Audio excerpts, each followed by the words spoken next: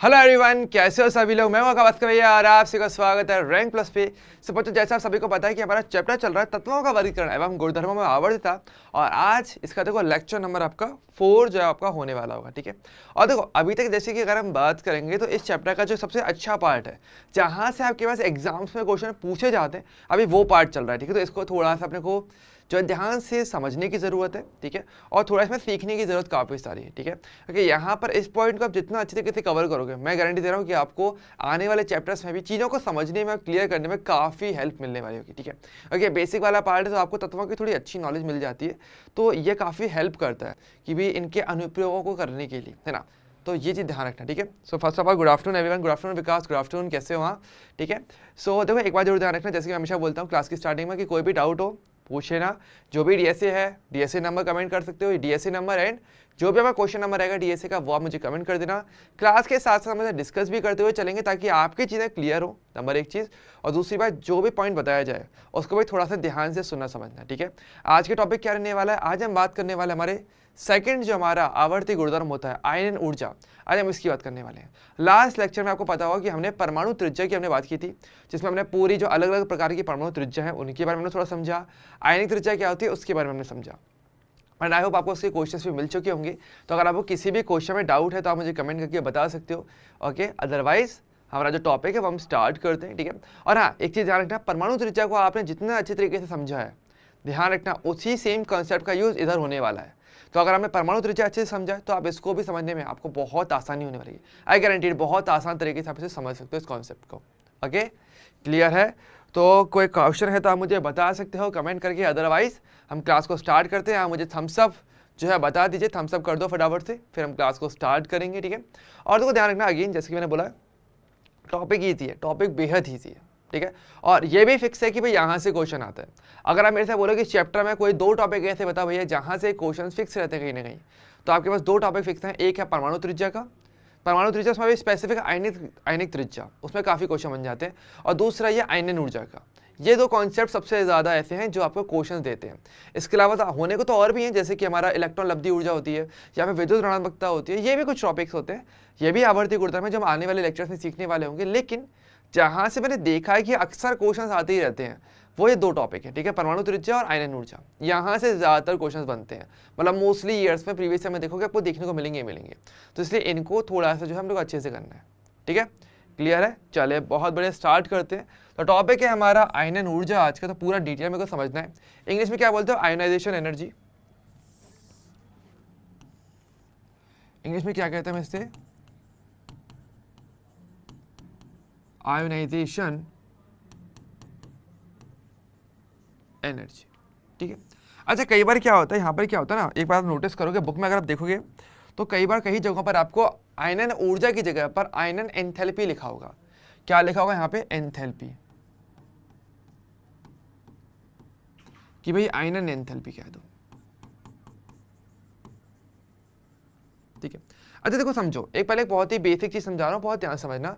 Enthalpy word का मतलब होता क्या है? काफी सारे बच्चों को इस वर्ड का मतलब नहीं पता होता है, ठीक है। एंथैल्पी का मतलब होता है, देखो ये ऊर्जा परिवर्तन को ही प्रदर्शित करता है, परंतु किसी रासायनिक अभिक्रिया में हुए ऊर्जा परिवर्तन को। क्या आपको पता है कोई भी केमिकल रिएक्शन होने वाले तो भाई अभिकारक के उत्पाद की ऊर्जा अलग अलग होती है ना, हर कोई यौगिक अलग अलग होगा, ऊर्जा अलग अलग होगी। तो ऐसे में जो ऊर्जा परिवर्तन होता है वो बेसिकली आपका एंथैल्पी होता है। तो ये है तो ऊर्जा ही, पर कौन सी वाली ऊर्जा? अभिक्रिया के दौरान जो भी ऊर्जा परिवर्तन हो रहा है वो ऊर्जा ही होती है, ठीक है। तो इस वर्ड का मतलब मैं अलग से यहाँ पे लिख देता हूँ, ये वर्ड बहुत काम आता है, ठीक है। इस वर्ड का मतलब क्या होता है?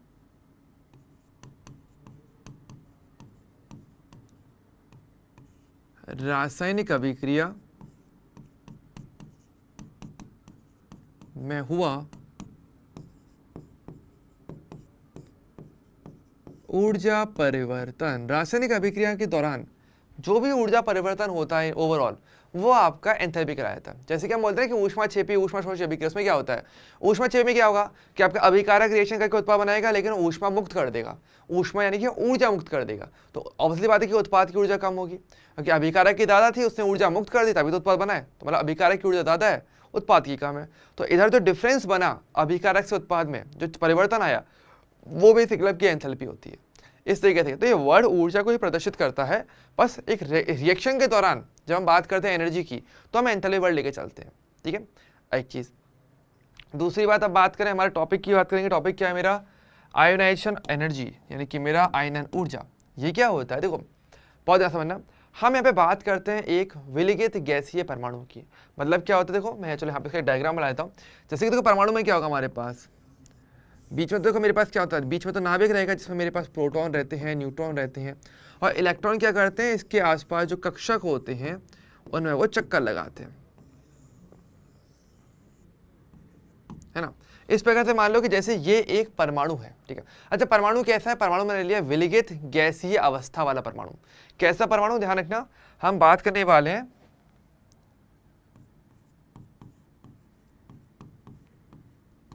विलिगित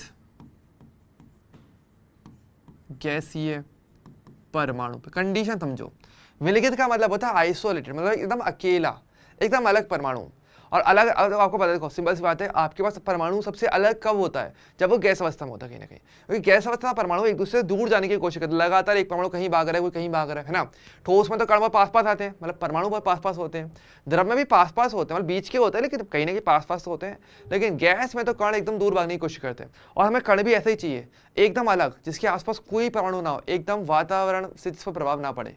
क्योंकि अगर मान लो सिंपल सी बात है, अगर वातावरण का प्रभाव से पड़ेगा तो आप सही तरीके से कैलकुलेशन नहीं कर पाओगे, सही तरीके से मापन भी नहीं कर पाओगे कि ऊर्जा मापन करना है या जो भी मापन आप करना चाहोगे इस परमाणु के लिए, वो नहीं कर सकते अगर इसके आसपास और परमाणु हुए तो, क्योंकि वो इस पर इफेक्ट डालेंगे।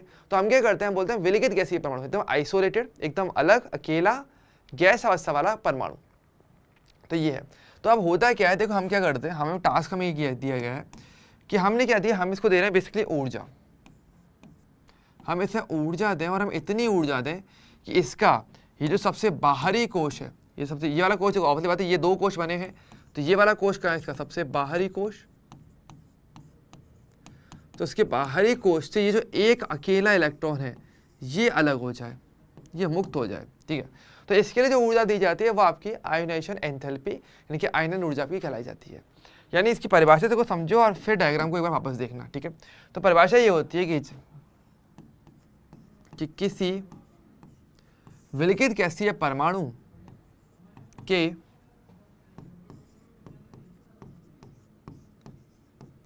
बाहरी कोश से इलेक्ट्रॉन,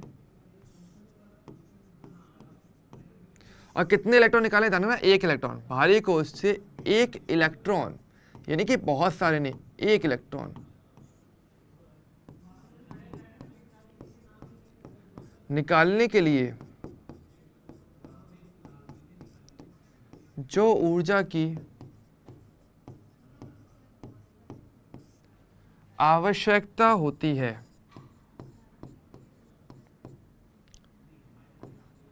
या जो ऊर्जा दी जाती है उसे क्या बोलते हैं, उसे आयनन ऊर्जा कहते हैं।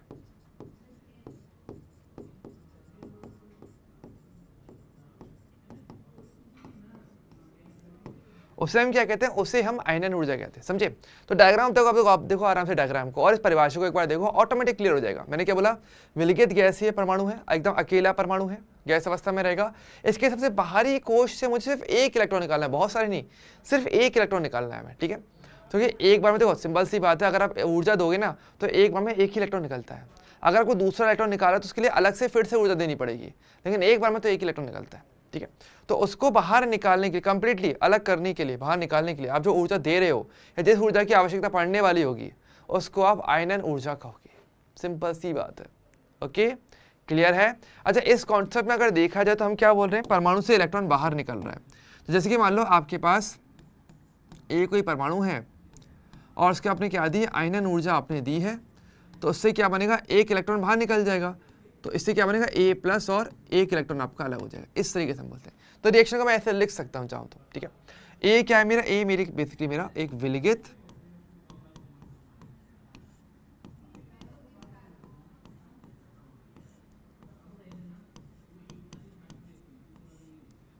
ये बेसिकली एक विलिगित गैसीय परमाणु है, ठीक है। तो इससे मैंने एक इलेक्ट्रॉन निकाला। अब देखो सिंपल सी बात है, इलेक्ट्रॉन में मान दो बहुत सारे कोश के अंदर होता है, नो डाउट, लेकिन सबसे पहले तो वही इलेक्ट्रॉन बाहर निकलेगा ना जो सबसे बाहर है है ना। जैसे कि मान लो आप ऐसे मान लो कि एक पार्किंग लॉट है, ठीक है, उसमें क्या है, बहुत सारी गाड़ियां खड़ी हुई हैं। अब पहले कौन सी गाड़ी बाहर निकलेगी, जो सबसे गेट के पास होगी, पहले वही निकलेगी भाई, अंदर वाली गाड़ी तो फंसी रहेंगी। जब तक बाहर वाली गाड़ी बाहर नहीं निकल जाएंगी तब तक अंदर वाली बाहर नहीं निकल पाएंगी। सेम बात इलेक्ट्रॉन में मान दो बहुत सारे परमाणु के अंदर, लेकिन जो सबसे बाहर का होगा इलेक्ट्रॉन पहले वही बाहर निकल सकता है, फिर अंदर वालों का नंबर आएगा, राइट। सेम चीज ध्यान में, एक बार में एक इलेक्ट्रॉन निकलता है, ये ध्यान रखना अपने को। अच्छा, आगे इलेक्ट्रॉन कैसे निकाले जाएंगे वो मैं आगे भी बताऊंगा, क्योंकि इस पूरे टॉपिक को हम कंप्लीटली कवर करने वाले हैं, A to Z crystal clear करेंगे। ओके, अच्छा अब देखो समझो, अब यहाँ पर तो पता है एक चीज आपने नोटिस करी हो कि ये जो पूरा प्रक्रम रहा कि आपके पास इलेक्ट्रॉन निकलने का, इसके दौरान होता क्या है, आपका जो परमाणु है जो पहले शायद उदासीन अवस्था में था वो अब धनायन में बदल गया। यानी कि आयनन ऊर्जा के द्वारा एक जो उदासीन परमाणु होता है वो धनायन में बदल जाता है। सही बात है, कॉन्सेप्ट से जा रहा है, धनायन बन गया ना, इलेक्ट्रॉन बाहर निकलेगा तो धनायन बनेगा। तो हमें क्या मिल जाता है, हमें बेसिकली यहाँ पे धनायन मिलता है, ठीक है। तो अगर कोई भाई पूछ ले कोई तो भाई क्या होता है, तो धनायन मिलता है, ठीक है। अच्छा अगली बात करें, चलो देखो, तो पहली बात तो मैं कुछ पॉइंट्स यहाँ पे लिखते हुए चल रहा हूँ, हमेशा ध्यान लिखते हुए चलना है, ठीक है। तो मैं यहाँ पे थोड़ा सा नोट यहाँ पे लिखते हुए चलता हूँ, जो थोड़ा सा फोकसिंग वाली बात है और शायद जिसमें आपका दिमाग चलना भी चाहिए, ठीक है। पहली बात तो क्या होता है, आयनन ऊर्जा के कॉन्सेप्ट में क्या होता है, आपको उदासीन परमाणु धनायन में परिवर्तित होता है। सिंपल सी बात, यहाँ पर क्या होता है कि इस प्रक्रम में ओवरऑल जो प्रक्रम हुआ, जो प्रोसेस हुआ है, इस प्रक्रम में उदासीन परमाणु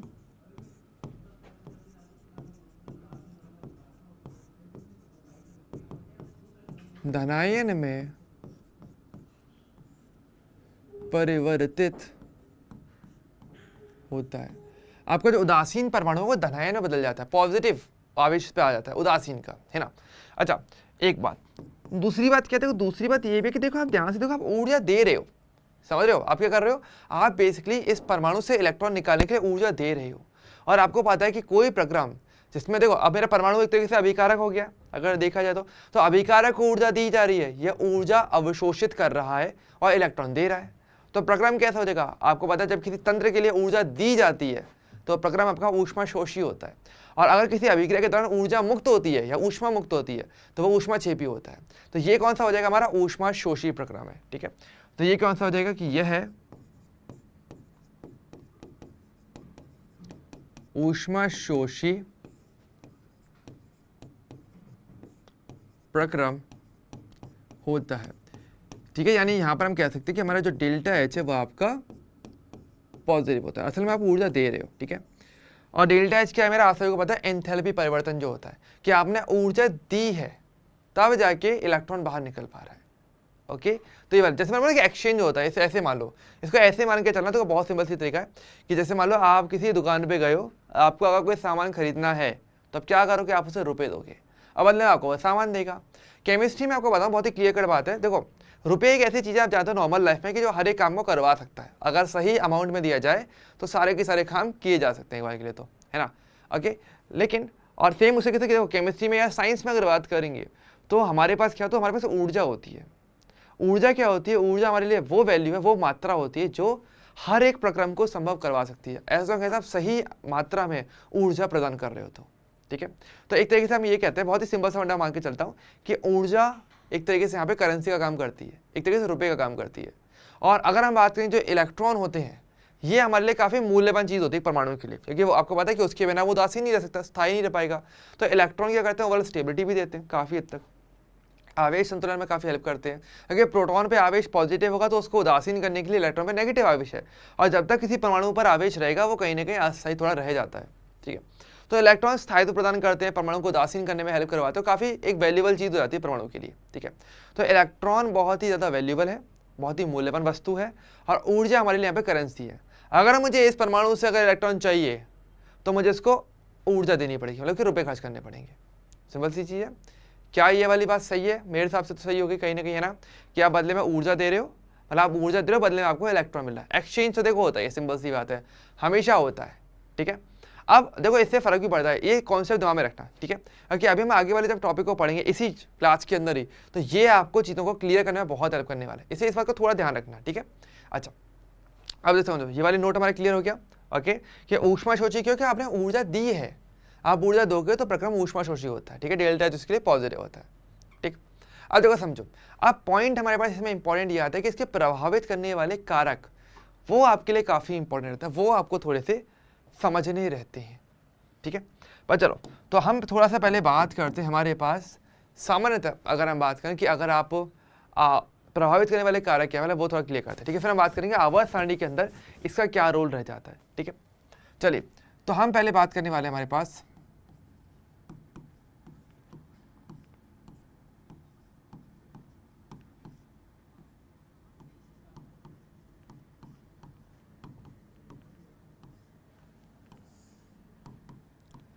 प्रभावित करने वाले कारक, ठीक है।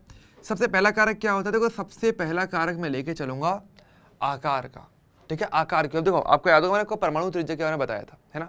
परमाणु त्रिज्या यानी कि तरीके से परमाणु आकार, है ना। अगर त्रिज्या ज्यादा होगी तो परमाणु का आकार उतना ज्यादा रहेगा, कॉमन से दोनों जुड़े हुए हैं, है ना। तो अब बात यहाँ पर यह आती है, सोच के बताना कि देखो आपको पता है कि परमाणु है, आपको इलेक्ट्रॉन को बाहर निकालना है, ठीक है। अब इलेक्ट्रॉन पर आपको बताया, कल मैंने बताया था, इस पर आकर्षण बल नाभिक लगा के रखता है, ठीक है। प्रतिकर्षण भी हो रहा है लेकिन ओवरऑल आकर्षण बल तो रह ही जाता है कि इलेक्ट्रॉन जुड़ा हुआ रह जाता है, ठीक है। अब बात क्या होगी, देखो आपको पता है कि इलेक्ट्रॉन जितनी ज्यादा प्रबलता से जुड़ा हुआ रहेगा उसकी आयनन ऊर्जा उतनी ज्यादा रहती है, और इलेक्ट्रॉन जितना दुर्बलता से जुड़ा हुआ रहेगा, इस नाभिक से कांटेक्ट में रहेगा, आयनन ऊर्जा उतनी कम रहेगी। क्योंकि आपको पता है कि भाई इलेक्ट्रॉन अगर बहुत प्रबलता से जुड़ा हुआ रहेगा तो आपको ज्यादा ऊर्जा देनी पड़ेगी उस आकर्षण बल को खत्म करके इस इलेक्ट्रॉन को बाहर निकालने के लिए।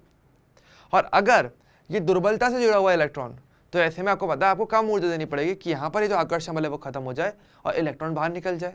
मुझे पता है ये वाला स्टेटमेंट जो मैंने कहा है ये कितने बच्चों को क्लियर है, और मुझे फटाफट अगर क्लियर है तो प्लीज़ मुझे एक बार थम्स अप दिखा देना अगर ये चीज़ क्लियर है तो, ठीक है। क्योंकि तो ये क्लियर करना बहुत ज़रूरी पड़ेगा, अगर आप ये पॉइंट अभी क्लियर नहीं करोगे तो आप फिर आगे आपको प्रॉब्लम आती है, ठीक है। तो पहले मुझे एक बार ये बता दीजिए कि क्या आपको क्लियर है या नहीं है। मैंने क्या बोला, देखो समझो प्रभावित करने वाले कारक में हम ये बोलते हैं कि आपके पास जो आयनन ऊर्जा होती है वो बेसिकली समानुपाती होने वाली है नाभिक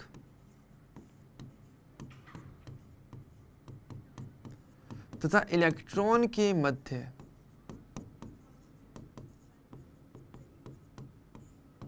आकर्षण बल के। हमारे पास नाभिक और इलेक्ट्रॉन के बीच में जितना आकर्षण बल लगेगा, कॉमन सेंस की बात है, वो बहुत ही सिंपल सी बात है। अगर मान लो वही वाली चीज़ ना कि मान लो आपके पास जैसे कोई चीज़ है और आपको बड़े भाई है या आपका छोटा भाई जो भी है वो आपसे छीनना चाह रहा है, ठीक है। लेकिन आपको पता है कि वो चीज़ आपके लिए कीमती है तो आप उसे देना नहीं चाहोगे, तो आप ज़्यादा बल लगाओ कि नहीं मेरे पास ही रहनी चाहिए, भले वो कोशिश कर रहा है, ठीक है। अब ऐसे में अगर उससे वो चीज़ छीननी है आपसे तो ऑब्वियसली बात है उसको बहुत दम लगाना पड़ेगा तब जाके वो खींच पाएगा, लेकिन नॉर्मल से ज़्यादा एफर्ट डालना पड़ेगा, उसे ज़्यादा ऊर्जा लगानी पड़ेगी, ठीक है। सेम चीज़ मैं यहाँ पे बोला ना, आप ऊर्जा दे रहे हो पर बदले मुझे इलेक्ट्रॉन चाहिए। अब वही वाली बात है भी, अगर इलेक्ट्रॉन काफ़ी प्रबलता से बंधा हुआ है तो आपको तुलनात्मक रूप से ज़्यादा ऊर्जा देनी पड़ेगी, है ना। तो एक ये कॉन्सेप्ट आता है, ठीक है। तो ये एक जनरल लाइन है। अब यहाँ पर देखो आप इसे थोड़ा साइंटिफिक में बोल देते हैं, ठीक है। मेन कॉन्सेप्ट तो यही है, अगर देखा जाए तो कायदे से कॉन्सेप्ट तो यही होता है। अब इसको हम थोड़ा सा साइंटिफिक बोल देते हैं, केमिस्ट्री के हिसाब से बोल देते हैं। तो इसमें सबसे पहली चीज़ आपको इफेक्ट डालता है आकार, और वहाँ पर हम ये कहते हैं, देखो सिंपल सी बात है, अगर आकार ज़्यादा हुआ, सोचना, ठीक है, आकार ज़्यादा होगा तो इलेक्ट्रॉन दूर रहेगा, इलेक्ट्रॉन दूर रहेगा मतलब कि नाभिक और इलेक्ट्रॉन के बीच की दूरी ज़्यादा है, मतलब कि आकर्षण बल यहाँ पे कम होने वाला होगा, और आकर्षण बल अगर कम हो गया तो इलेक्ट्रॉन निकालना आसान पड़ेगा, कम ऊर्जा देनी पड़ेगी, यानी कि आयनन ऊर्जा आकार के व्युत्क्रमानुपाती होता है, ठीक है। पहला हमारे पास क्या होता है कि आपके पास ये जो आयनन ऊर्जा होता है ये बेसिकली व्युत्क्रमानुपाती होता है आपके आकार के। सामान्य तौर पे हम बात करने वाले हैं, ठीक है, कि अगर आकार ज़्यादा होता है तो आयनन ऊर्जा कम देनी पड़ती है, ठीक है। अवली बात है, आकार ज़्यादा हो तो इलेक्ट्रॉन दूर ज़्यादा रहेगा, इलेक्ट्रॉन दूर ज़्यादा रहेगा तो कम आकर्षण बल रहेगा, कम आकर्षण बल की ऊर्जा आपको कम देनी पड़ेगी। सिंपल सी बात है, आकार ज़्यादा ऊर्जा कम लगती है, कॉमन सेंस। ओके, आकर्षण वाला दुर्बल हो चुका होगा। ओके, ये वाला पार्ट सही है ना, ठीक है। अब यहाँ पर देखो, जैसे कि हम बोलते हैं, जैसे हम बोलते हैं फिर कोश की अगर हम बात करें कि अगर आप फिर कोश में अगर वर्ग में अगर आप ऊपर से नीचे जाते हो तो क्या होता है, कोश की संख्या बढ़ती है, आकार बढ़ जाता है, लेकिन फिर आयनन ऊर्जा घट जाती है। सिंपल सी बात है, ठीक। तो यहाँ पर इसको मैं रिलेट कर सकता हूँ वर्ग में, अगर मैं ऊपर से जाऊँ तो क्या होता है, तो हमारे पास नोट यही रह जाता है, क्या हमारे पास नोट ये रहता है कि वर्ग में ऊपर से नीचे जाने पर आपको पता है क्या होता है, कोश संख्या बढ़ने से, मैं पूरा स्टेटमेंट यहाँ पे लिख देता हूँ, आपको हर एक रीजन आपको मिल जाएगा कि कोश संख्या बढ़ने से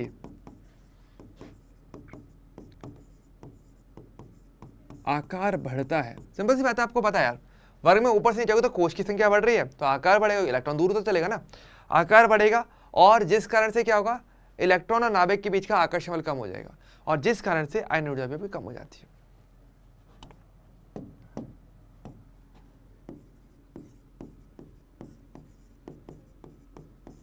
जिस कारण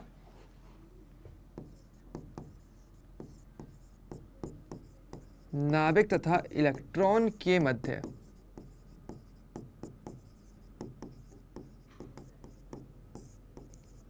आकर्षण बल कम हो जाता है, अतः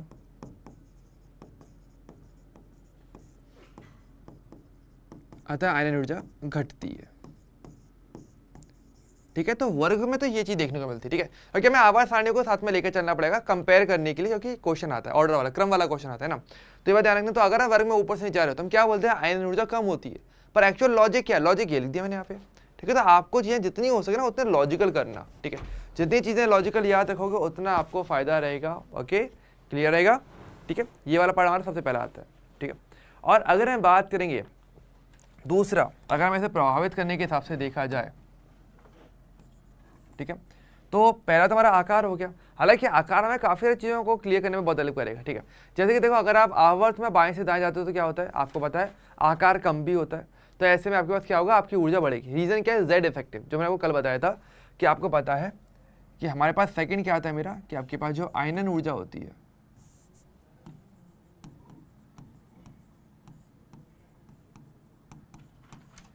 वो समय समानुपाती होती है आपकी जेड इफेक्टिव के, क्योंकि बेसिकली ये आकर्षण बल को प्रदर्शित करता है। ठीक है, तो इसके समानुपाती भी हो जाती है कि हमारे पास जितना ज़्यादा जेड इफेक्टिव रहेगा, आपका आकर्षण बल इलेक्ट्रॉन का उतना ही ज़्यादा नाभिक लगाएगा, जिस कारण से ज़्यादा ऊर्जा लगानी पड़ेगी इलेक्ट्रॉन को निकालने के लिए, और ऐसे में क्या होगा, आपकी आयन ऊर्जा आप ज़्यादा दे रहोगे, यानी ज़्यादा ऊर्जा लगा रहे होगे।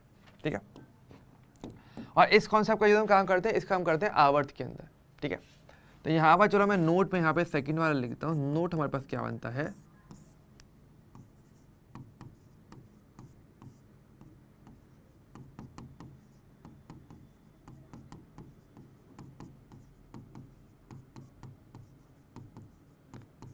आवर्त में बाएं से दाएं जाने पर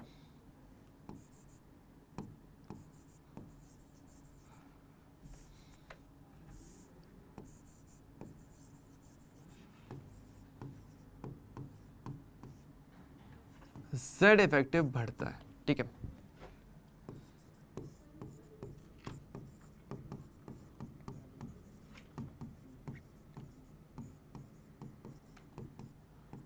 जिस कारण आयनन ऊर्जा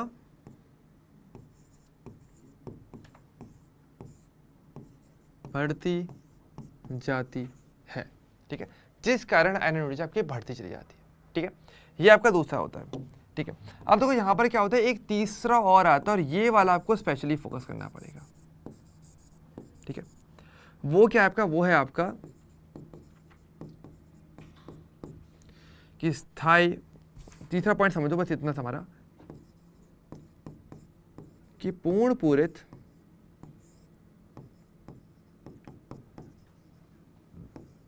तथा अर्धपूरित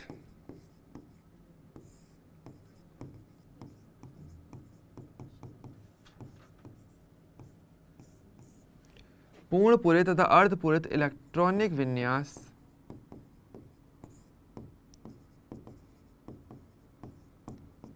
स्थायी होते हैं,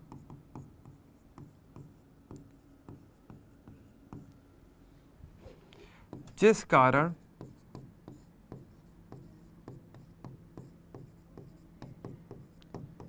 यहां से इलेक्ट्रॉन निकालना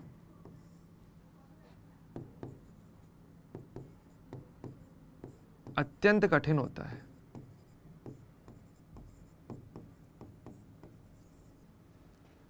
अतः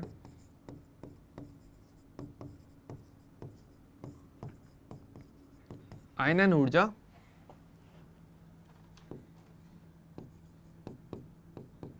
का मान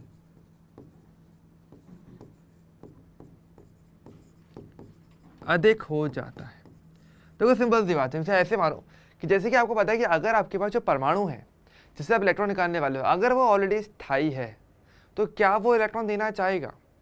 शायद नहीं, क्योंकि ऑलरेडी बात है कि उस इलेक्ट्रॉन की वजह से वो स्थायी रहेगा। अगर उसने उस इलेक्ट्रॉन को दे दिया तो क्या होगा? तो ऐसे में उसका स्थायित्व गिर जाएगा। और कोई परमाणु अस्थायी नहीं होना चाहता, हर कोई परमाणु स्थायित्व चाहता है। लेकिन मेरे फ्रेंड ने क्या बोला कि भाई इलेक्ट्रॉन देना नहीं चाहेगा, लेकिन वही वाली बात है ना कि अगर कोई बंदा बात नहीं माने तो क्या करोगे? भाई इसको और रुपये दो, तब जाके हो सकता है वो मान जाए। तो हम क्या करते हैं, हमें ज़्यादा ऊर्जा देनी पड़ेगी फिर उस इलेक्ट्रॉन को बाहर निकालने के लिए। हालांकि परमाणु फिर एक पॉइंट पर के मान जाता है कि हाँ भाई चलो ठीक है, इतनी ऊर्जा मिल रही है, नॉर्मल से ज़्यादा मांगेगा वो कहीं ना कहीं, लेकिन हाँ लास्ट में इलेक्ट्रॉन दे देगा ऐसे करके। ठीक है, तो ये चीज़ आपको देखने को मिलती है। अच्छा, इसका स्पेशल पॉइंट कहाँ पर है? तो ये आपके आवर्त के अंदर देखने को मिलता है। ठीक है, इस वाले कॉन्सेप्ट का मुख्यतः उपयोग कहाँ पर देखने को मिलता है? आपको आवर्त में। वर्ग में तो कोई प्रॉब्लम नहीं होता, क्योंकि वर्ग में तो सभी का इलेक्ट्रॉनिक विन्यास बाहरी कोश का सेम रह जाता है। आवर्त में इलेक्ट्रॉनिक विन्यास बदलता है लगातार हर तत्व का, जिस कारण से यहाँ वहाँ पर एक कॉन्सेप्ट देखने को मिलेगा। अब जैसे तो कैसे, अब इसका एक एग्जाम्पल लेके चलता है, वो फिर हमें समझने की जरूरत है। इसको आप जितना समझोगे ना, मैं कह रहा हूँ आपको क्वेश्चन तो यही मतलब इसी एक स्लाइड में से मिल जाएगा मोस्टली। तो बस इसको फिर थोड़ा ढंग से याद रखना या समझ लेना जैसे भी चाहो। अगर हम बात करने वाले हमारे पास आवर्त नंबर सेकंड पे, इस पे ज़्यादातर क्वेश्चन बनते हैं। कौन सा होता है मेरे पास? Lithium, beryllium, boron, carbon, nitrogen, oxygen, fluorine और नियॉन। ये बेसिकली मेरा सेकंड आवर्त होता है। अब कायदे से हमने क्या बोला था? हमने ये कहा था कि अगर आप आवर्त में बाएं से जा रहे हो तो आपको क्या होगा? आयनन ऊर्जा आपकी बढ़ेगी। तो बात तो बिल्कुल सही है कि अगर लेफ्ट टू राइट जा रहे हो तो जेड इफेक्टिव बढ़ रहा है, ये तो फिक्स है। अगर हम जा रहे हैं लेफ्ट टू राइट तो ऐसे में क्या हो रहा है? आपका जेड इफेक्टिव बढ़ता है। तो रूल तो ये बोला कि आपकी आई वो भी आपकी बढ़ेगी। आई मतलब आयनाइजेशन एनर्जी, आयनन ऊर्जा। ओके, तो शॉर्ट में आई इसको बोल देते हैं। ठीक है, तो वो बढ़ना चाहिए कायदे से तो। लेकिन क्या होता है, कहीं कहीं जगहों पर आपको फिर चेंज करना पड़ता है, थोड़ा सा डिफरेंस दिखने को पड़ेगा। कहाँ कहाँ पे? जहाँ पर भी आपके पास स्थायी विन्यास अर्धपूरित या पूर्ण पूरित वाला देखने को मिल जाता है। कैसे मिलता है? देखो ध्यान से, जैसे देखो यहाँ पर हम बात करें, सबसे पहले तो बेरिलियम की बात कर रहे थे। बेरिलियम का विन्यास होता है आपका 2s2 होता है बाहरी कोश का। तो यहाँ पे एस कक्षक देखो पूरी तरीके से भर चुका है, तो ये एक तरीके से पूर्ण पूरित काइंड ऑफ हो जाएगा, मतलब भरा हुआ माना जाएगा एस कक्षक के लिए। तो यहाँ पर देखो नाइट्रोजन की बात करते हैं, नाइट्रोजन का देखना पड़ेगा। अगर तो इसका 2s2 और 2p3 है।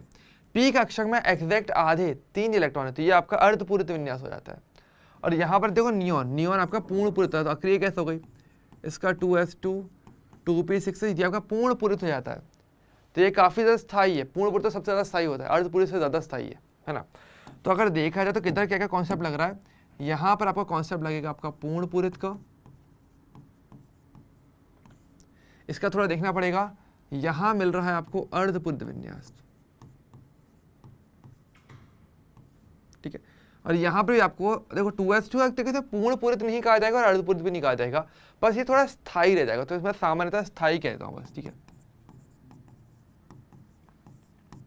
हाँ, एस कक्ष के हिसाब से भरा हुआ है, लेकिन पी कक्ष तो पूरा ही खाली ना, तो पूरे तरीके से भरा हुआ नहीं है, तो पूर्ण पूरित तो नहीं है, और एग्जैक्टली आधा भी वाला केस नहीं है तो वो भी नहीं है। तो देखो ऐसे स्थायी बोलेंगे क्योंकि थोड़ा सा ज़्यादा सही रहेगा, ठीक है। अब देखो समझो, तो इस केस में हमारे पास अब आयनन ऊर्जा का सही क्रम क्या बनेगा? तो देखो अगर मैं अब यहाँ पर बोलूँ कि आयनन ऊर्जा का सही क्रम क्या रहेगा, तो देखो नॉर्मली आपको वैसे ट्रेंड तो फॉलो करवाना है, लेकिन सिर्फ इन जहाँ पर स्थायित्व है उनका थोड़ा सा ध्यान रखना अलग से, ठीक है। तो कैसे करेंगे? देखो तो लेफ्ट टू राइट जाएंगे तो क्या होगा? आयनन ऊर्जा बढ़ेगी। तो सबसे कम तो लिथियम की होनी चाहिए, वो तो फिक्स है, उसका तो कोई लेने देना भी नहीं है। तो सबसे कम तो आपका रहेगा लिथियम का। लिथियम से क्या आएगा? फिर हमारे पास देखो कायदे से बेरिलियम आना चाहिए था, लेकिन बेरिलियम तो स्थायी हो गया। अब देखो ध्यान रखना, ये जो स्थायित्व वाला जो प्रभाव होता है ना कि स्थायी है तो कितना स्थायी है, कितनों से स्थायी रहेगा? जस्ट बगल वाले तत्व से, अगल बगल के तत्व से स्थायी रहते हैं, उससे आगे नहीं। यानी अगर आप बोलो कि बेरिलियम की आयनन ऊर्जा बोरॉन से ज़्यादा होनी चाहिए, सही बात है, लेकिन सिर्फ बोरॉन से ज़्यादा। इसका मतलब ये नहीं कि कार्बन से ज़्यादा हो जाएगा, नहीं, जस्ट अगल बगल के तत्व से। तो लिथियम से तो वैसे भी ज़्यादा है तो उसकी टेंशन नहीं है, बोरॉन से ज़्यादा हो जाएगी बस, कार्बन से ज़्यादा नहीं होगी। जस्ट जो टच वाला जो जस्ट बगल का जो तत्व है उससे ज़्यादा करनी है अपने को। तो कायदे से वैसे बेरिलियम आना चाहिए था, लेकिन बेरिलियम का ज़्यादा हो जाएगा, सिर्फ बोरॉन से ज़्यादा। तो पहले बोरॉन आ जाएगा, फिर आ जाएगा बेरिलियम, जस्ट बगल का तत्व, उसको आपको स्किप करना है। फिर उसके बाद तो फिर कार्बन आएगा, उसमें तो कोई प्रॉब्लम है ही नहीं है। फिर नाइट्रोजन, अब नाइट्रोजन का मैंने क्या बोला, अर्ध पूरे तो स्थायी रहेगा, पर किससे, अगल बगल के तत्व से, पीछे वाले से तो पहले से ही ज़्यादा सही है, आयरन ज़्यादा रखता है, ऑक्सीजन से ज़्यादा और हो जाएगा, तो पहले आपके पास ऑक्सीजन आ जाएगा, फिर नाइट्रोजन आएगा। ओके, इस प्रकार से रहेगा। एक बार देखो आराम से थोड़ा।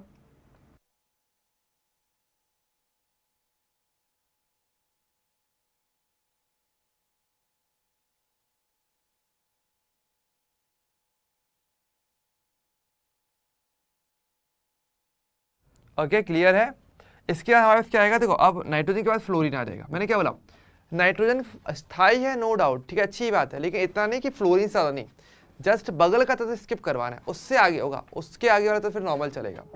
और इसके बाद तो हमारे पास नियॉन तो फिर वैसे भी आ गई था, तो इसको तो कुछ करने की जरूरत थी नहीं। तो ये क्या हो जाएगा, आपकी आयनियन ऊर्जा का आपका सही ऑर्डर बन जाता है।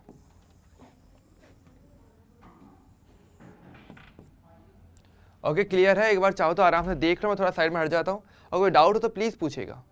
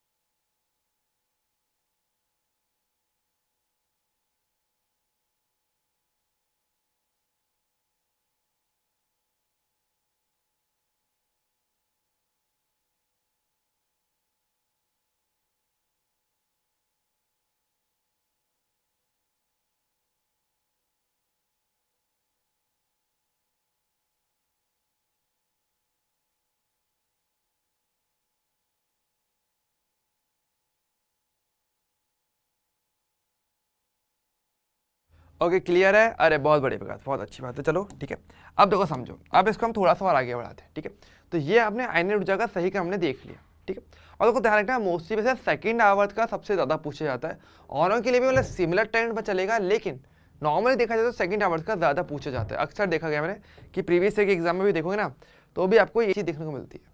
ठीक है, अब देखो, अब हमारे पास अब यहाँ पे कॉन्सेप्ट को मैं थोड़ा सा और आगे बढ़ाता हूँ। ठीक है, अब हम बात करने वाले हमारे पास उत्तरोत्तर आयनन ऊर्जा की, सक्सेसिव आयोनाइजेशन एनर्जी। अब हम क्या बात करने वाले हैं, हम बात करने वाले हैं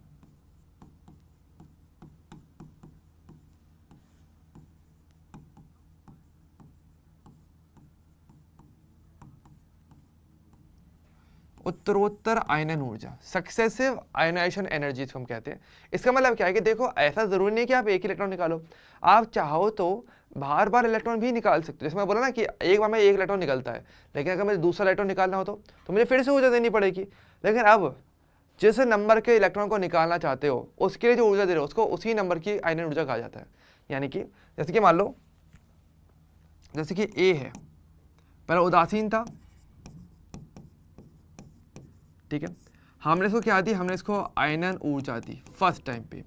ऐसे में क्या होगा, ए आपका ए प्लस में बदल जाएगा और आपको एक इलेक्ट्रॉन अलग से मिल जाएगा बाहर।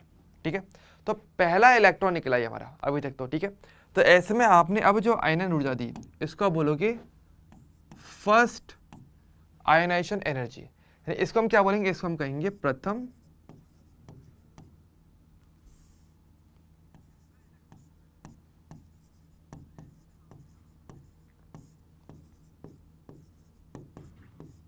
इसको हम कहेंगे प्रथम आयनन ऊर्जा, पहली ही बार इलेक्ट्रॉन निकालने की। ठीक है, लेकिन देखो मैं चाहूँ तो आगे भी इलेक्ट्रॉन निकाल सकता हूँ।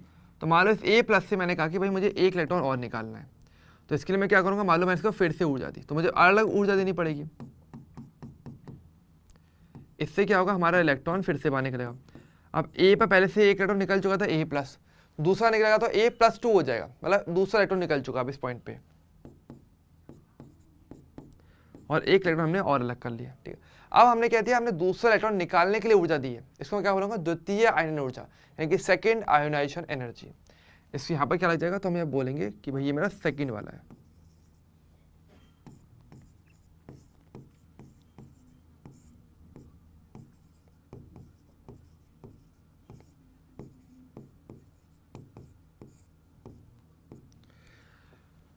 द्वितीय आयनन ऊर्जा इसे हम कहेंगे, ठीक है। और इसी प्रकार से हम आगे भी जा सकते हैं, यानी कि अगर मान लो मुझे यहाँ से मैं कह रहा हूँ कि मुझे यहाँ पे एक इलेक्ट्रॉन और निकालना है, तो मैं क्या करूँगा, तो ऐसे मुझे पता है कि मुझे हमारे पास यहाँ पे इसको मैं एक बार और ऊर्जा देनी पड़ेगी, तो उसको मैं कहूँगा थर्ड आयनेशन एनर्जी।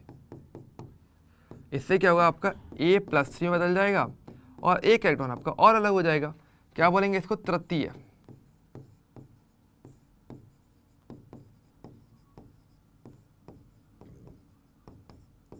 इस प्रकार से, ठीक है। तो वही, और इसको चाहो तो आगे भी कर सकते हो, जितने इसके पास इलेक्ट्रॉन हैं किसी परमाणु पर, आप उतने इलेक्ट्रॉन निकालने के लिए हर बार आप ऊर्जा दे सकते हो। अब बशर्ते आपको ये बात थोड़ा सा ध्यान रखना, ओके, क्लियर है, ओके। विकास क्या बोलेगा, टेस्ट में सारे चैप्टर्स आएंगे क्या? हाँ विकास, बिल्कुल, टेस्ट में तो आपके चैप्टर्स आएंगे ही आएंगे, ठीक है। तो जो भी आपका होता चलेगा वो आपके टेस्ट में आते हुए चलेंगे, ठीक है, सिंपल सी बात है, ओके। अब तो क्या समझो, पॉइंट क्या हमारे पास, पॉइंट अब ये आता है कि देखो आप इलेक्ट्रॉन निकालते जा रहे हो, तो परमाणु पर आपने नोटिस किया कि देखो धनावेश की मात्रा बढ़ेगी, कॉमन सेंस से इलेक्ट्रॉन निकलेगा तो धनावेश की मात्रा बढ़ेगी। और हम जानते हैं जैसे धनावेश की मात्रा बढ़ती है, लास्ट में मैंने कल ही सिखाया था कि सेम परमाणु है लेकिन उस पर अगर पॉजिटिव आवेश अगर बढ़ता जाएगा तो ऐसे में क्या होगा, हम जानते हैं कि उसका आकार छोटा होगा। और अभी मैंने आपको बताया था कि अगर आकार जितना कम होता जाएगा आयनन ऊर्जा उतनी बढ़ती चली जाएगी, यानी हर बार अब आपको इलेक्ट्रॉन निकालना है तो आपको ज़्यादा ऊर्जा देनी पड़ेगी। तो बात बिल्कुल सही भी है ना। तो देखो, तो यहाँ पर हम ये कह सकते हैं कि अगर आप जैसे कि फर्स्ट आयनेशन एनर्जी की बात कर, प्रथम की बात करेंगे, एक तरफ मैं बात करूँगा सेम तत्व के लिए मैंने सेकंड आयनेशन एनर्जी, और मैं बात कर रहा हूँ थर्ड आयनन ऊर्जा की, ठीक है।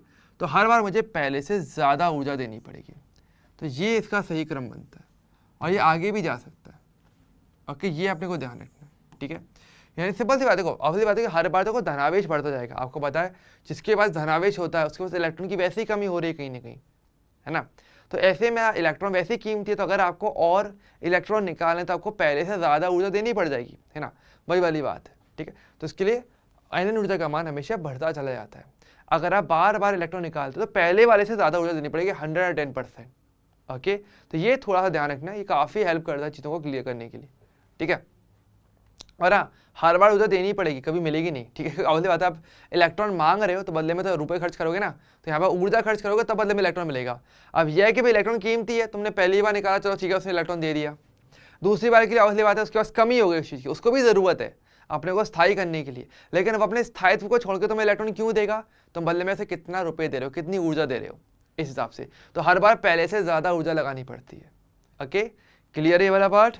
पहले मुझे बता दो ये वाला पार्ट क्लियर है, क्योंकि अब इस पर क्या है, क्वेश्चन बनता है, एक पर्टिकुलर क्वेश्चन टाइप है जो आपको डायरेक्टली ऐसे देखने को नहीं मिलता लेकिन पूछा जाता है।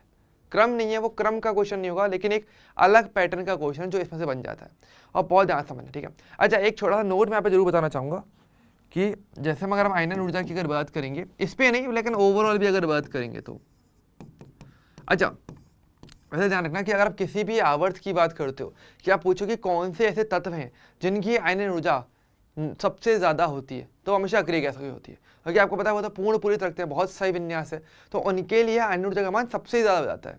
तो हम यहाँ पर हम क्या कहते हैं, हम ये कह सकते हैं कि हमारे पास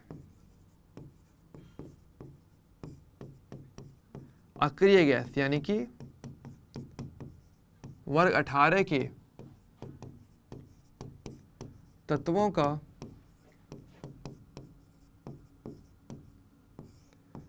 पूर्ण पूरित स्थायी विन्यास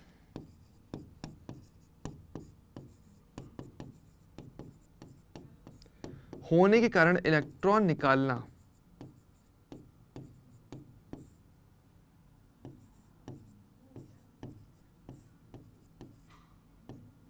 कठिन हो जाता है।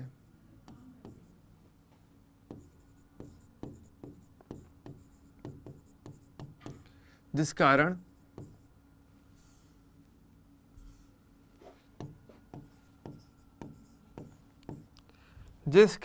इनकी आयनन ऊर्जा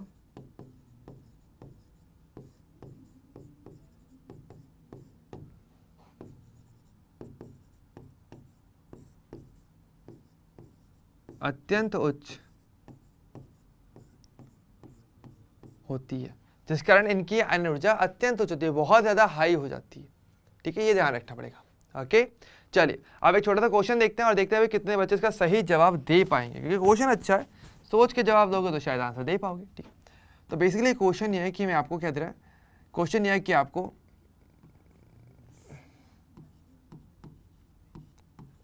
एक तत्व x की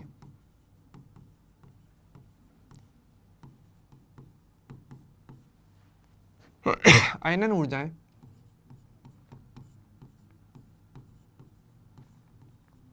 निम्न है। आपका बेसिकली एक तत्व x है जिसकी मैं आपको आयनन ऊर्जा बता रहा हूं, कौन कौन सी। अगर हम बात करेंगे इसकी जो फर्स्ट आयनन ऊर्जा वो आपकी मान लो 200 किलो जूल की है। जो इसकी जो सेकेंड आयनन ऊर्जा है वो इसकी 350 किलो जूल है।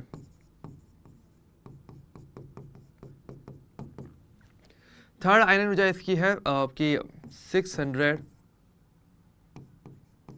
किलो जूल की।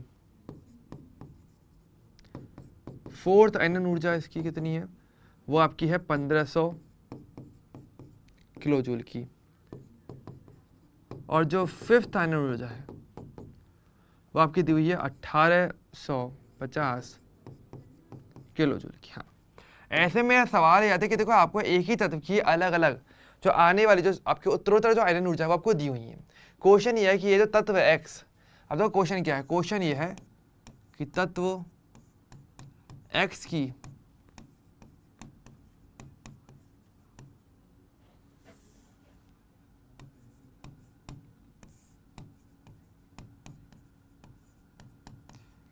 तत्व x की संयोजकता क्या होगी, या तो ये बोल दो संयोजकता क्या होगी, ये मुझे बताना है आपको। ठीक है, चलिए बताइए। अब तो आपका टाइम स्टार्ट होता है। ओके, अभी से आपके पास आराम से 1 मिनट का टाइम देना, बहुत ईजी क्वेश्चन है पर थोड़ा सोचने वाला है।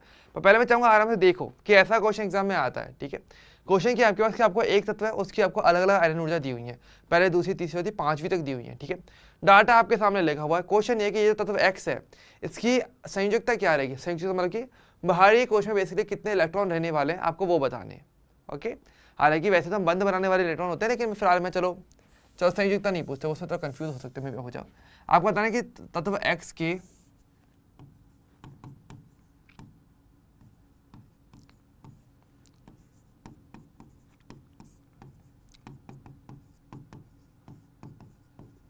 तत्व x के बाहरी कोश में इलेक्ट्रॉनों की संख्या कितनी है, आपको ये चीज बतानी है।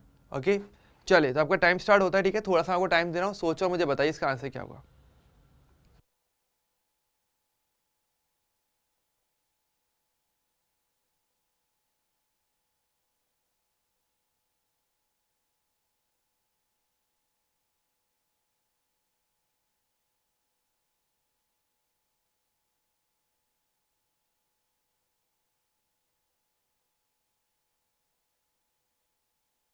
ओके, सो कितने लोग अभी तक आंसर दे पाए, अभी टाइम तो पूरा नहीं हुआ है पर फिर भी चलो बताइए।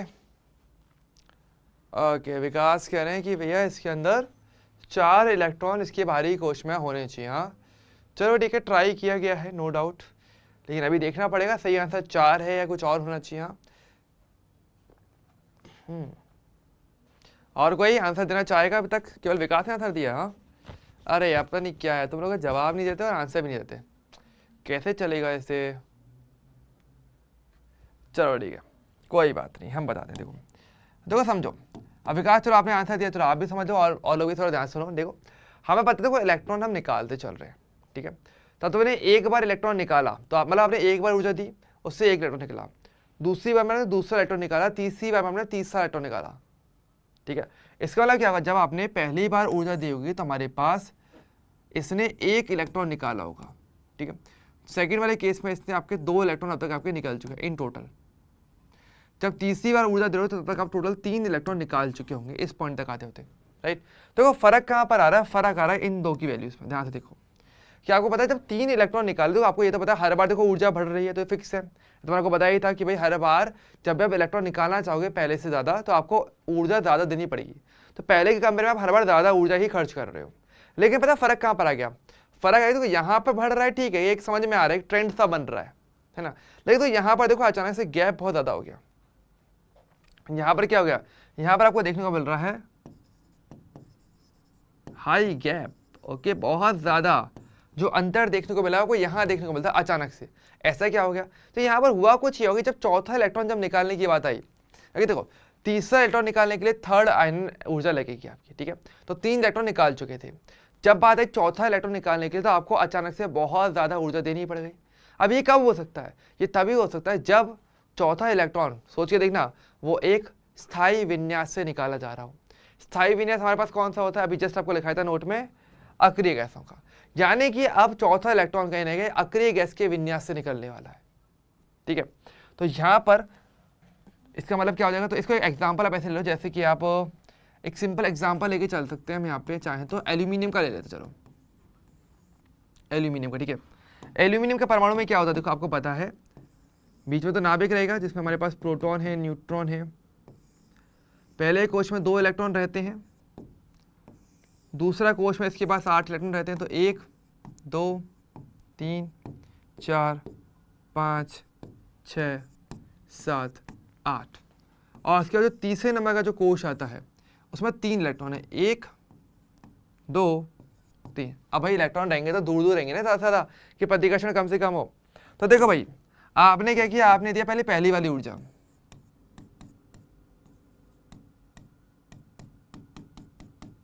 जिससे ये इलेक्ट्रॉन बाहर निकल चुका है, ठीक है। फिर आपने क्या दिया, फिर आपने दी दूसरी वाली ऊर्जा, सेकंड वाली, तो वो इस इलेक्ट्रॉन के पास जाएगी, तो ये इलेक्ट्रॉन बाहर निकल जाएगा। फिर आपने तीसरी वाली ऊर्जा दी, थर्ड वाली,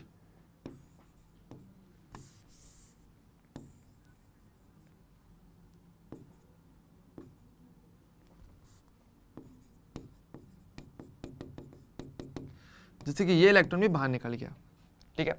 अब इससे हुआ क्या, 3 बार तक ऊर्जा देना चलो आसान पड़ गया, बाहरी कोश से इलेक्ट्रॉन निकलते जा रहे थे। लेकिन अब देखो, अब मैं जो चौथा इलेक्ट्रॉन निकलेगा तो कहाँ से निकलेगा, अब वो निकलेगा अंदर से, जो कि आपका स्थायी विन्यास है। अब यहाँ से आपका इलेक्ट्रॉन निकलेगा, तो आपको पता है अब आपको नॉर्मल से ज़्यादा ऊर्जा देनी पड़ेगी, काफ़ी ज़्यादा ऊर्जा। अब काफ़ी अचानक से वृद्धि होने वाली है, क्योंकि अब चौथा इलेक्ट्रॉन कहाँ से निकलेगा, वो आपका निकलने वाला है अंदर में कहीं से, ये वाला इलेक्ट्रॉन निकलेगा कोई ना कोई, और ये भी निकलने वाला है स्थायी विन्यास के अंदर से, ठीक है। तो अगर इस हिसाब से देखा जाए, तो अगर चौथा इलेक्ट्रॉन निकालने के लिए बहुत ज़्यादा ऊर्जा देनी पड़ रही है, समझ जाए ना, मतलब वो स्थायी विन्यास है, मतलब 3 इलेक्ट्रॉन एक्चुअल में बाहरी कोश में रहेंगे। अब बाहरी कोश में फिर इलेक्ट्रॉन कितने हो गए, 3। फिर तो अपना सिंपल था, दैट्स इट। ओके, तो ये पहचानोगे कैसे, पहचानोगे वैसे कि अगर आप ऊर्जा देते हुए चल रहे हो, तो जिस पॉइंट पे आपको लग रहा है कि अचानक से बहुत ज़्यादा ऊर्जा देनी पड़ गई है, समझ जाओ कि अब ये स्थायी विन्यास से निकलने वाला है। तो यानी कि जो 3 इलेक्ट्रॉन निकले हैं वो आराम से निकले हैं, तो ये जो 3 इलेक्ट्रॉन हैं ये आपके आराम से निकल गए, तो यानी कि बाहरी कोश में आपके पास 3 इलेक्ट्रॉन रहे होंगे, इसका मतलब ये। ओके विकास, तो आपका आंसर आपने दिया तो है, जो अच्छी बात है, आपने आंसर दिया है, लेकिन आंसर 4 नहीं आएगा, फिर वो 3 आएगा। ओके, क्लियर है। तो ये, और उसके बाद तो आपको पता है भाई, अब अक्रिय गैस के बाद निकालोगे तो भाई ऊर्जा तो ज़्यादा दोगे ही दोगे, तो वो वाली बात तो आनी आनी है, ठीक है। तो ये वाला कॉन्सेप्ट आपका यहाँ पर आता है। ओके, तो क्वेश्चन थोड़ा सा घुमा के इसमें पूछा जाता है, नो डाउट, काफ़ी घुमा के क्वेश्चन मिल जाता है, लेकिन क्वेश्चन अच्छा बनता है। ओके, नॉर्मल बेसिक क्रम हम लोग आराम से पता कर सकते हैं, उसके लिए तो आपको पता है कि ट्रेंड क्या चलता है, ठीक, लेकिन आपको ये चीज़ फिर थोड़ी सी देखनी पड़ जाती है। ओके, अगर ये क्लियर है तो मुझे थम्स अप दिखा दो फटाफट से, ठीक है, डन है ना, कर लोगे आराम से। ऐसा क्वेश्चन भी एग्जाम में आते हैं जहाँ पर चीज़ें सीधी सीधी ना पूछ के थोड़ा घुमा फिरा के पूछी जाती है, और जितना घुमा के पूछा जाएगा क्वेश्चन का लेवल ऑटोमेटिक समझ में आता है। कि देखो इसमें अगर देखा है तो बहुत टाइम टेकिंग क्वेश्चन नहीं था, तो ये तो नहीं है कि भाई नीट के अंदर न्यूमेरिकल आएगा, नहीं, बहुत न्यूमेरिकल भी इस चैप्टर से नहीं आते हैं, लेकिन ये भी कहीं ना कहीं एक तरीके से नंबर तो आई क्या, आंसर में नंबर तो आप निकाल के दे, तो ये भी न्यूमेरिकल में काउंट हो जाता है होने को तो, लेकिन एग्जैक्टली नहीं है, इसमें बेसिक नॉलेज है कि आप देख करके कितना चीज़ें क्लियर कर पाए, कितना समझे एक्चुअल में। ओके, डन है ना, आराम से देख लो भाई, आराम से।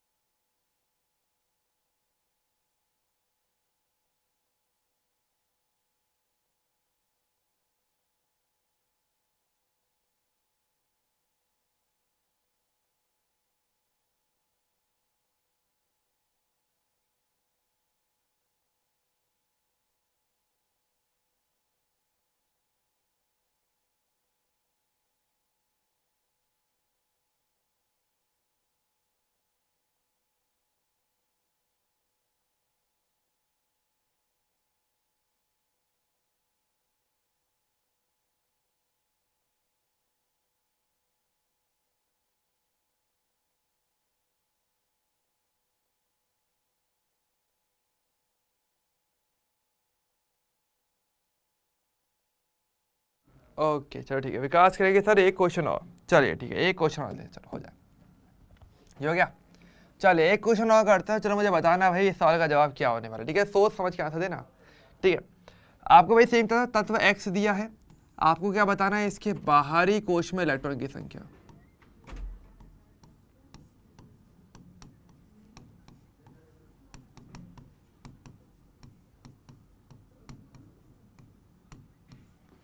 आपको बाहरी कोश में इलेक्ट्रॉन की संख्या बतानी है, सेम क्वेश्चन दे रहा हूं, ठीक है। आप देखते हैं कितने सही जवाब पाओ तुम।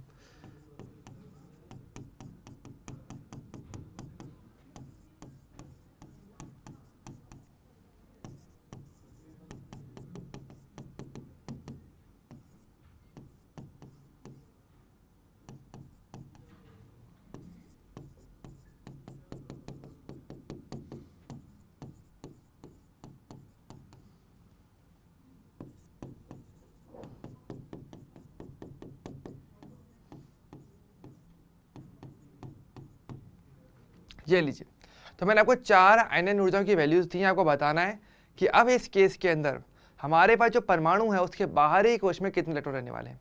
ओके चलो आपका टाइम स्टार्ट होता है, आराम से देखो और मुझे बताओ इसका आंसर क्या हो सकता है। सिंपल क्वेश्चन है, बस सोचना पड़ेगा।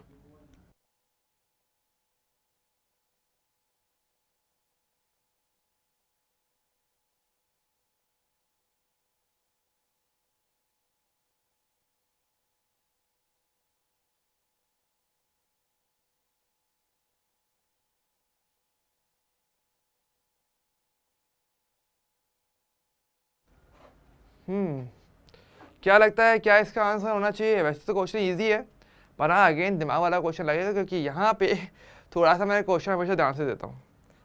थोड़ा देख लो भाई, अगर तुम मेरे क्वेश्चन में पकड़ पाओ कि हाँ भाई एक्चुअल में प्रॉब्लम यहाँ पर आ रही है। हालांकि क्वेश्चन सही है, पूरे तरीके से सही है, कोई ऐसा वो नहीं है, पर आपको सोचना पड़ जाएगा इसके लिए आगे। चलिए सो बताओ भाई क्या लगता है क्या इसका आंसर आएगा?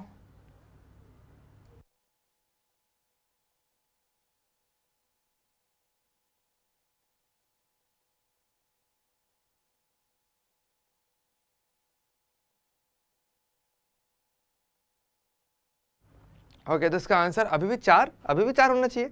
4 क्यों होना चाहिए मेरे सामने है, 4 क्यों? मैंने 4 बार लिखा है इसलिए कि 4 इलेक्ट्रॉन तो निकाल पाए, उसके बाद इलेक्ट्रॉन निकाल नहीं पाएंगे, तो उसके बाहरी कोश में 4 रहेंगे, ऐसा कुछ नहीं है। आप चाहे तो मैं आगे का भी लिख सकता हूँ।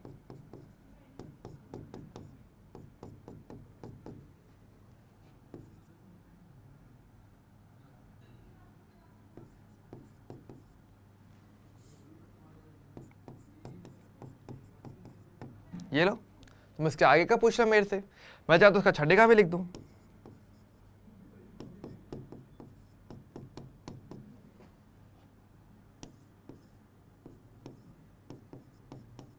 ये लीजिए, ठीक है। तो 4 ऐसे तो नहीं है, देखो समझो मैं बताऊं, यहाँ पर देखो एक चीज समझो, जैसे कि देखो अगर हम बात करेंगे, अब थोड़ा सा काम करना चाहो तो ऐसा करना है कि आपके एनसीईआरटी बुक के अंदर ना कुछ तत्वों के लिए बेसिक आयनन ऊर्जा की कुछ वैल्यूज दी होंगी, याद मत करना पर उन वैल्यू को थोड़ा देखना, आपको आइडिया पता चलेगा कि नॉर्मली क्या होता है ना कि आपके पास तत्व की जो आयनन ऊर्जा होती है वो 50 जूल, मतलब 50 किलो जूल या 50-100 की रेंज होती है, ठीक है।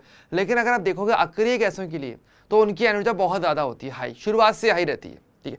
2000 किलो जूल मामूली ऊर्जा नहीं है, ये बहुत ज़्यादा ऊर्जा होती है। तो ये अगर देखा जाए स्टार्टिंग ही बहुत ज़्यादा हाई से हुई है और उसके बाद देखो फिर वैल्यू बढ़ रही है, लेकिन एक सही डिफरेंस में बढ़ रही है, एक अचानक से बहुत बड़ा गैप नहीं आया। क्योंकि देखो अगर मैं हर एक का गैप निकाल के देखूँ तो क्या क्या गैप बनेगा, यहाँ पर बेसिकली डिफरेंस कितने का है मेरे पास 500 का, यहाँ पर आया 700 का, यहाँ पे कितना आ रहा है 800, यहाँ पर कितना आ रहा है 950, यहाँ पर कितना आ रहा है हमारे पास, आपके पास 100 तो वैसे ही आ गया और 1050, ठीक है। तो देखो क्या मुझे गैप तो मिल रहा है, ठीक है, लेकिन क्या, और तो गैप हल्का हल्का बढ़ भी रहा है तो बढ़ेगा भी, पहले वाले से ज़्यादा ऊर्जा देने वाले हो तो गैप भी बढ़ रहा है, चलो वो ठीक है। लेकिन क्या अचानक से बहुत बड़ा गैप आया? ऐसा नहीं हुआ। अगर देखो जैसे यहाँ पर देखो, यहाँ पर भी गैप बढ़ रहा था, यहाँ पर देखो कितना मेरे पास, यहाँ पे मेरे पास 150 का था, यहाँ पे मेरे पास 250 का हो गया, पर देखो और इसके बाद देखो 600 से 1500 के बीच में अचानक से बहुत बड़ा गैप आया। गैप आना चाहिए लेकिन काफ़ी बड़ा गैप, छोटा मोटा नहीं, नॉर्मल जो गैप चल रहा था उस गैप से ज़्यादा गैप आए। आप नंबर पे फोकस मत करो, आप फोकस करोगे इस गैप के ऊपर, ठीक है। ये एक्चुअल में मेन पकड़ने का तरीका है कि जहाँ पर अचानक से गैप बहुत ज़्यादा बड़ा हो जाए। देखो यहाँ पे कितना हो गया 900 का, मतलब कहाँ 150 250 का गैप आ रहा था, अचानक से 900 का गैप आ गया, मतलब कुछ बहुत ज़्यादा हुआ है। तो आप नंबर पकड़ रहे होंगे तो आप गलत कर लिए होंगे। अपना फोकस कहाँ पर है, इसके बीच का अंतर कहाँ पर है, यहाँ पर तो कोई अंतर बना ही नहीं, पर वैल्यू तब भी अच्छी खासी चल रही है। इतनी ज़्यादा वैल्यूज, इतनी ज़्यादा ऊर्जा दे रहे हो भाई, क्यों दे रहे होंगे, क्योंकि आप उस टाइम इलेक्ट्रॉन ऑलरेडी किसी अक्रिय गैस के विन्यास से निकालने वाले हो, इसलिए आपको बहुत ज़्यादा ऊर्जा देनी पड़ रही है, ठीक है। और 6 इलेक्ट्रॉन निकालने तक भी कोई फर्क नहीं पड़ रहा। तो ये जो विन्यास है, ये जो एक्स जो भी तत्व है, ये बेसिकली कोई ना कोई एक अक्रिय गैस होगी। अच्छा, कौन सी नहीं हो सकती, हमारी हीलियम के अलावा। और रीजन, क्योंकि हीलियम के बाहरी कोश में 2 ही इलेक्ट्रॉन होते हैं। हमें जब इलेक्ट्रॉन ही 2 हैं तो क्या 6 इलेक्ट्रॉन तक निकाल पाओगे, क्या पॉसिबल ही नहीं है। कोई और अक्रिय गैस कोई भी हो सकती है, नियॉन, आर्गन, क्रिप्टॉन, रेडॉन, जीरॉन, जो भी चाहो वो हो सकती है, लेकिन हीलियम नहीं हो सकती। लेकिन अगर हीलियम नहीं है, पॉसिबिलिटी नहीं बन पा रही है, तो इसका मतलब इसके बाहरी कोश में कितने इलेक्ट्रॉन हो गए, टोटल 8, ठीक है। तो इसका आंसर क्या हो जाएगा हमारे पास, 8 इलेक्ट्रॉन, दैट्स इट। अगर सारे के सारे अक्रिय गैसों के बाहरी कोश में 8 इलेक्ट्रॉन होते हैं हीलियम के अलावा, हीलियम के पास 2 होते हैं। ओके, क्लियर हुआ क्वेश्चन। ओके, तो यहाँ पर समझना, तो ठीक है, तो अपने को दिमाग दौड़ाना पड़ता है थोड़ा सा इस पॉइंट पे। ओके, आप डायरेक्टली ऐसे नहीं कर पाओगे, मुझे पता है, लेकिन यहाँ पे फिर आपको दौड़ाना पड़ सकता है, और बिल्कुल पड़ेगा अभी, ठीक है। वैल्यूज क्लियर है, तो देख लेना भाई कि कितनी वैल्यू दी हुई है, ताकि आप देखो तत्व के बारे में सोच पाओगे, जितना सोच पाओगे उतना अच्छी तरीके से कर भी पाओगे, ठीक है। डन, मुझे बस कमेंट करके बता दो भाई, थम्स अप दिखा दो कि अगर ये चीज़ क्लियर है कि नहीं है।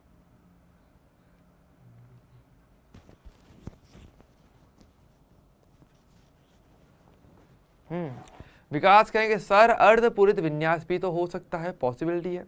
तो अगर देखो पॉसिबिलिटी क्या है, तो मैंने यहाँ पे 6 तक दे दिया। अगर अर्धपूरित भी होगा तो वो नाइट्रोजन वाला केस लेते चलो, पर उसके पास तो 5 ही इलेक्ट्रॉन होते हैं, मैंने 6ठा इलेक्ट्रॉन निकाल के दिखा दिया, तो वैल्यू नहीं बन पाएगी ना। और अगर ये अर्धपूरित होता तो भी फर्क देखने को मिल जाता, तो बोले ना 6ठा इलेक्ट्रॉन नहीं निकाल पाओगे, फिर वही वाली बात है। तो 8 इलेक्ट्रॉन होंगे तब जाके मेरे 6 इलेक्ट्रॉन निकाले जा सकते हैं कहीं ना कहीं, उसके अलावा निकाल नहीं पाओगे। तो इसलिए तो आपको वो देखना पड़ेगा, तो एक आइडिया लगाना पड़ेगा कि इसके पास कितने इलेक्ट्रॉन तक हो सकते हैं, कितने इलेक्ट्रॉन आप निकालने वाले, और गैप अगर नहीं बन पा रहा है तो ऐसे, ठीक है। चलो अब बात करें आगे टॉपिक पे। देखो ये बेसिक पार्ट था हमारा आयन ऊर्जा। आयन ऊर्जा में इतना ही रहता है, ज़्यादा कुछ नहीं आता, इतना ही आता है कि बेसिकली हमारे पास आयन ऊर्जा क्या होती है, कैसे उसका क्रम देखते हो आप वर्ग में या आवर्त में, लेफ्ट राइट जाने पे।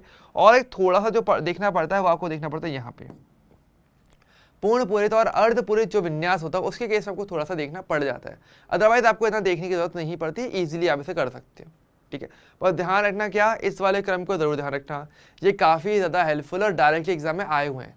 मतलब इस वाला कि पूरा का पूरा पूछेंगे, लेकिन किन्हीं भी चार का क्रम आपसे पूछ सकते हैं आराम से, कि जैसे क्या बोला कि लिथियम, बेरिलियम, ऑक्सीजन और नाइट्रोजन, क्रम बताओ, तो फिर आपको देखना पड़ेगा, है ना, फिर आपको देखना पड़ जाएगा। पर इस बेसिक क्रम को जरूर दिमाग में रखना, ठीक है। पर इंपॉर्टेंट ये भी है कि ये क्रम आ कैसे रहा है, तो आप इसको ज़्यादा ध्यान रखोगे तो आपको बहुत फायदा रहने वाला है, ठीक है। क्लियर ये वाली चीज़, ओके। चलो अब हम बात करेंगे थोड़ा सा हमारे, चलो ये टॉपिक आज का था नहीं जो मैं वो कराने वाला हूँ, प्लान ये था कि चलो अगर टाइम बच गया तो करवा देंगे, पर चलो हम थोड़ा सा बात करते हैं हल्का फुल्का इलेक्ट्रॉन लब्धि ऊर्जा पे, थोड़ी सी बातों कर लेते हैं, है ना। तो चले भाई थोड़ी सी, चलो अभी हम बात कर रहे थे, हमारे टाइम क्योंकि बच गया, टॉपिक हमारा ये तो कंप्लीट हो भी गया, इतना ही टॉपिक था, ठीक है। थोड़ा सा चलो मैं आपसे बात कर लेता हूँ आपकी इलेक्ट्रॉन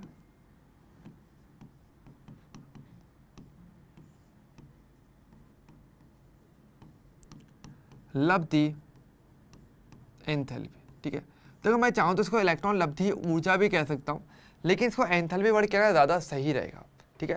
क्योंकि इसको समझने के लिए अपने को थोड़ा सा एक होता है ना कि परमाणु का भी एक नेचर होता है खुद का, ठीक है, कि भाई इलेक्ट्रॉन लब्धि का मतलब क्या होता है कि वो इलेक्ट्रॉन को प्राप्त करने के दौरान जो ऊर्जा परिवर्तन होता है, लब्धि मतलब प्राप्त करना, इससे इसको इलेक्ट्रॉन प्राप्ति एंथैल्पी भी कहते हैं। इसको क्या बोलते हैं, इलेक्ट्रॉन प्राप्ति एंथैल्पी,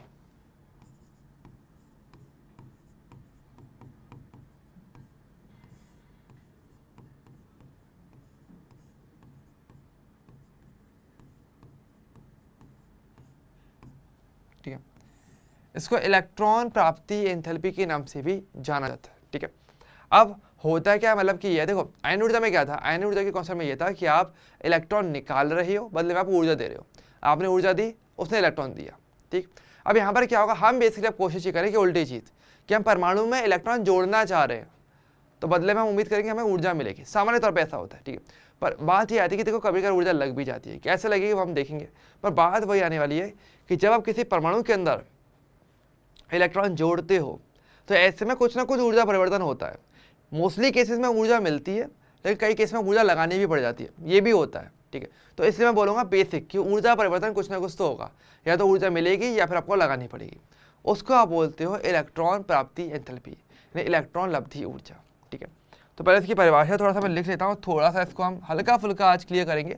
अब आगे पूरी डिटेलिंग इसकी हम कल ही करने वाले हैं, मतलब नेक्स्ट क्लास में करने वाले हैं, ठीक है। तो होता है क्या हमारे पास, तो होता हमारे पास ये है कि देखो कि किसी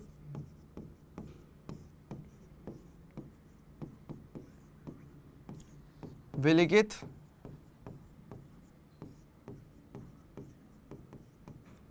गैसीय परमाणु में परमाणु के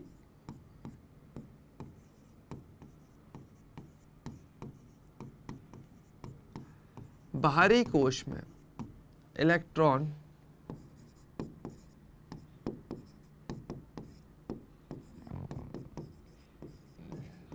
जोड़ने के लिए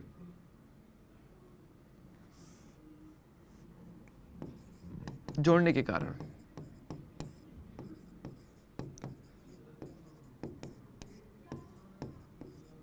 जो ऊर्जा परिवर्तन होता है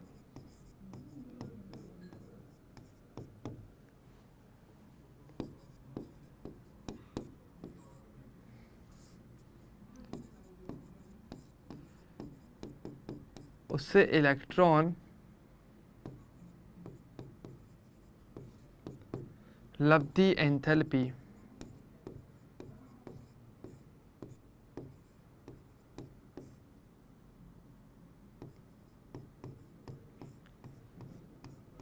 कहा जाता है। उसे हम क्या बोलते हैं, इलेक्ट्रॉन लब्धि एंथैल्पी उसको कहा जाएगा। ओके, तो ये चीज़ थोड़ी क्लियर है सभी को। अब देखो कैसे होने वाला है थोड़ा सा समझ लो। जैसे कि हमने क्या बोला कि अगर आपके पास कोई परमाणु है, बीच में नाभिक है, इसके पास प्रोटॉन है, न्यूट्रॉन है, यहाँ पर इसके पास एक कोश में 2 इलेक्ट्रॉन तो यहाँ पर आ गए, और ये इसके पास एक और कोश था जिसमें हमारे पास कुछ इलेक्ट्रॉन पहले से थे भी, ठीक है। मतलब पूरी तरीके से भरा हुआ नहीं था, कुछ कुछ थे, ठीक है। अब मैंने क्या किया, मेरे पास क्या था, ये एक अलग से एक इलेक्ट्रॉन और यहाँ पर है, तो अगर मैं इसको इसमें जोड़ूंगा तो बेसिकली क्या होगा, तो ऐसे में अब जो ऊर्जा परिवर्तन हुआ वो बेसिकली होगा मेरा इलेक्ट्रॉन लब्धि एंथैल्पी होगा, ठीक है। पर परमाणु कैसा रहेगा, विलिखित गैसीय, मतलब एकदम अकेला परमाणु, ताकि भाई ना कि आप इस डाटा को कलेक्ट करना चाहते हो कि भाई कितना ऊर्जा परिवर्तन आ रहा है, ऊर्जा आप देने वाले हो कि ऊर्जा मुक्त होने वाली है, क्या होने वाला है, इसके लिए आपको एकदम एक्यूरेसी चाहिए होगी ज़्यादा से ज़्यादा। और ये बहुत ज़रूरी है कि वे परमाणु अनएफेक्टेड रहे इन्वायरमेंट से या अन्य आसपास के परमाणु से, इसलिए विलिखित और गैसीय अवस्था कही जाती है, तो कंडीशन ऐसा आ जाती है। ओके, तो इसलिए यहाँ पे लिखा है कि विलिखित गैसीय परमाणु के बाहरी कोश में इलेक्ट्रॉन जोड़ने के लिए जो ऊर्जा परिवर्तन होगा, यहाँ पर अब गारंटी नहीं है, ऊर्जा मिल भी सकती है, ऊर्जा मुक्त भी हो सकती है, दोनों चीज़ हो सकती है, मतलब ऊर्जा लगाना भी पड़ सकती है, ऊर्जा मुक्त भी हो सकती है। कैसे, तो चलो मैं यहाँ पे पहले छोटा सा नोट लिखवा लेता हूँ ताकि आपको पहले ये चीज़ क्लियर हो जाए थोड़ा सा, और कैसे करना है वो भी मैं बता देता हूँ।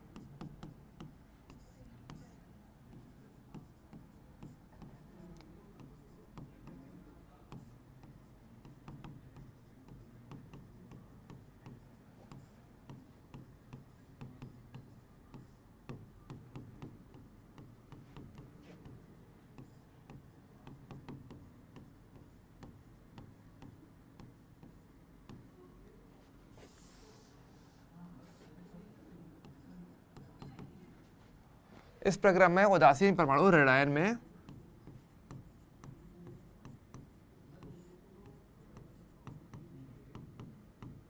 परिवर्तित हो जाता है। पहली बात तो यही है ना, जैसे कि हमने देखा था, देखो आयनन ऊर्जा के केस में क्या हुआ था कि आपका इलेक्ट्रॉन ऊर्जा ग्रहण करता है, और मतलब आपका परमाणु ने ऊर्जा ली और इलेक्ट्रॉन त्याग दिया। जैसे कि परमाणु जो उदासीन था पहले वो धनायन में बदल गया। यहाँ पर क्या हुआ, यहाँ पर आप इलेक्ट्रॉन जोड़ रहे हो, भले ऊर्जा कुछ भी हो, पर मेन क्या है, इलेक्ट्रॉन का जोड़ना। तो अगर परमाणु अगर इलेक्ट्रॉन अपने में जोड़ लेगा तो क्या बदल जाएगा, वो ऋणायन में बदल जाता है, ठीक है। तो वही वाली बात है, यहाँ पे लिखी है मैंने यहाँ पे कि आपके पास जो परमाणु है जैसे ए, जो कि पहले क्या था आपका उदासीन,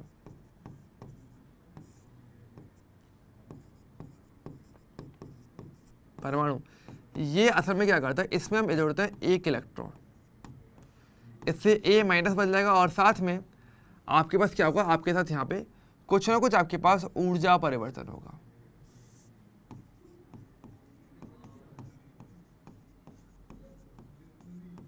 इस प्रक्रम में जिसका आप बोलोगे इलेक्ट्रॉन गेन एंथैल्पी, ठीक है, EGE, इलेक्ट्रॉन गेन एंथैल्पी, नहीं इलेक्ट्रॉन प्राप्ति एंथैल्पी, इंग्लिश में इलेक्ट्रॉन गेन एंथैल्पी होता है, ठीक है, ओके, हाँ, ठीक है। तो ये वाला पार्ट तो यहाँ पर ऋणायन मिलता है, तो आपको क्या मिलता है यहाँ पे, ऋणायन,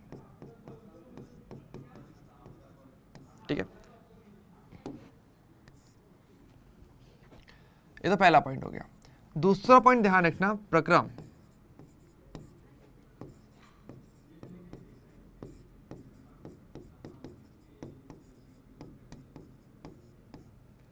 यह प्रक्रम ऊष्माक्षेपी या